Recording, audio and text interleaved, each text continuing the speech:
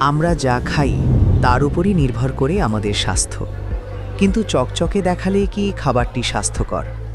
আজকের ভিডিওতে আমরা জানব বাজার করার সময় সেরা ও পুষ্টিকর খাবারটি বেছে নেওয়ার 5টি সহজ কৌশল। 1. মৌসুমি ফল ও সবজিকে প্রাধান্য দিন। সবসময় চেষ্টা করুন সিজনাল বা মৌসুমি ফল ও সবজি কিনতে। কেন? অসময়ের সবজি বা ফল সতেজ রাখতে প্রায়ই প্রিজারভেটিভ বা রাসায়নিক ব্যবহার করা হয়। টিপস: যেসব সবজির সরবরাহ বাজারে প্রচুর সেগুলো সাধারণত টাটকা ও পুষ্টিগুণে ভরপুর থাকে। 2. রঙের বৈচিত্র্য খুঁজুন বা রেইনবো প্লেট। আপনার ঝুড়িতে যত বেশি রঙের সবজি থাকবে আপনি তত বেশি অ্যান্টিঅক্সিডেন্ট পাবেন। গাঢ় সবুজ শাকসবজি ও উজ্জ্বল রঙের ফলে ভিটামিন ও মিনারেল বেশি থাকে। 3. মাছ ও মাংস চেনার উপায়। আমিষ কেনার সময় একটু বাড়তি সতর্কতা প্রয়োজন। মাছের চোখ স্বচ্ছ কিনা ও ফুলকা লাল টকটকে কিনা দেখে নিন।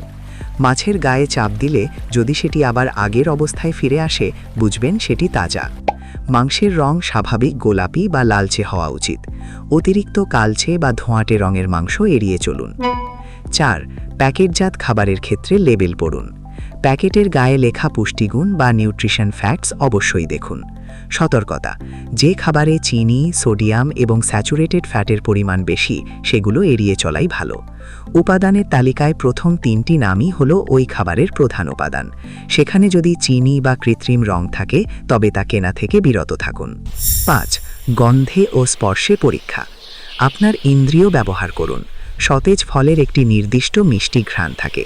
শাকের পাতা যদি নুইয়ে পড়ে বা হলদেটে হয়ে যায় তবে বুঝবেন তা অনেক আগের তোলা। সঠিক খাবার নির্বাচন মানেই হলো সুস্থ থাকার প্রথম ধাপ।